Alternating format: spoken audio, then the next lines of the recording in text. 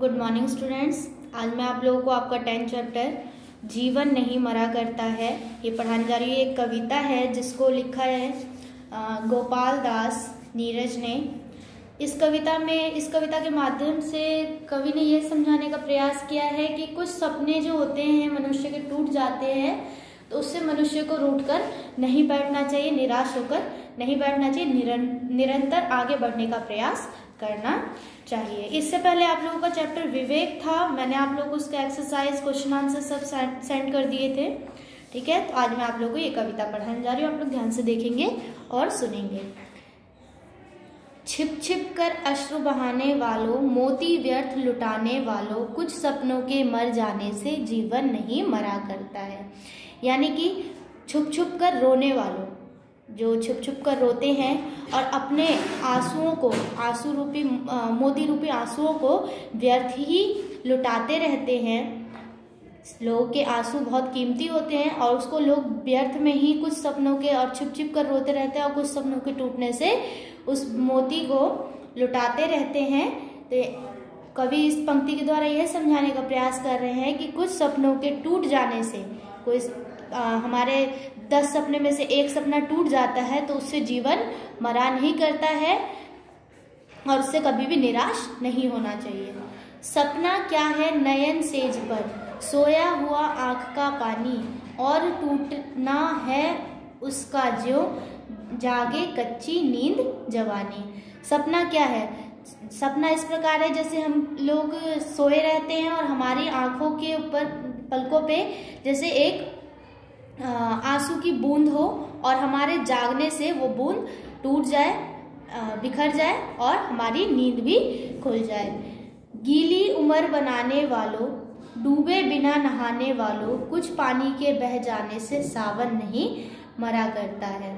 यानी कि अगर पानी की कुछ बूंदे धरती पर ना गिरे, एक दिन बारिश ना हो, तो उससे क्या होता है, सावन नहीं मरा करता, उससे पूरी बरसात बंद नहीं हो जाती है।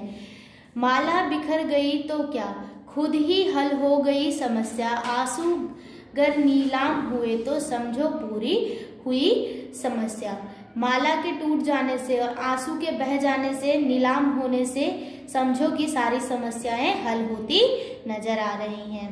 रूठे दिवस मनाने वालों, जो अपना जीवन जो रूठा हुआ है उसको मनाते हैं, अच्छा करते हैं। फटी कमीज सिलाने वालों, कुछ दियों के बुझ जाने से आंगन नहीं मरा करता है। जिस प्रकार लोग अपने दुखी भरे दिन को अच्छा बनाने का प्रयास करते हैं, अपने कपड़ों को, फटी कमीजों को सिल के पहनते हैं, उसी प्रकार जिस प्रकार 10 दिए अगर जल रहे हैं तुम्हारे आंगन में, उसमें से अगर 2 दिए बुझ भी जाते हैं तो उससे आंगन में अंधेरा नहीं हो जाता, आंगन नहीं मरा करता है। खोता कुछ भी नहीं यहाँ पर, केवल जिल्द बदलती पोथी, जैसे रात उतार चांदनी, पहने सुबह धूप की धोती। यहाँ पे जीवन में कभी कुछ खोया नहीं जाता है, बस बदलता रहता है।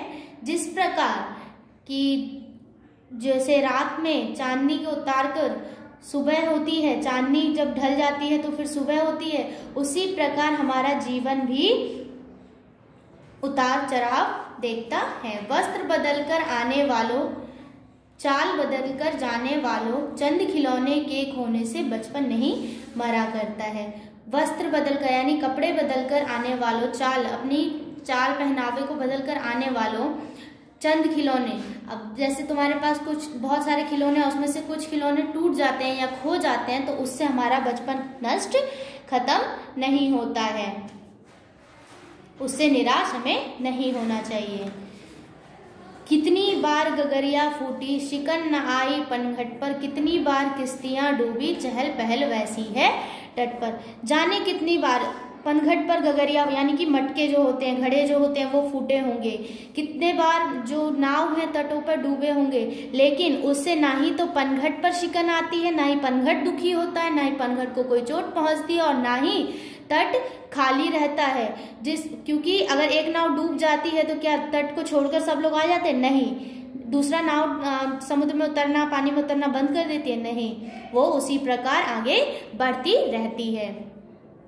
तम की उम्र बढ़ाने वालों यानी कि अंधेरे की उम्र बढ़ाने वालों, लौ की आयु घटाने, लौ यानी रोशनी, रोशनी की आयु घटाने वालों, लाख करे पतझर कोशिश पर उपवन नहीं मरा करता है। चाहे लाख कोशिश क्यों ना कर ले पतझर, पत्ते झड़ जाएंगे लेकिन फिर उन पर नए पत्ते आ जाएंगे। इसीलिए पत्तों के झड़ जाने से उपवन निराश नहीं होता है, उपवन कभी भी मरता नहीं है। लूट लिया माली ने उपवन को, लूटी ना लेकिन गंध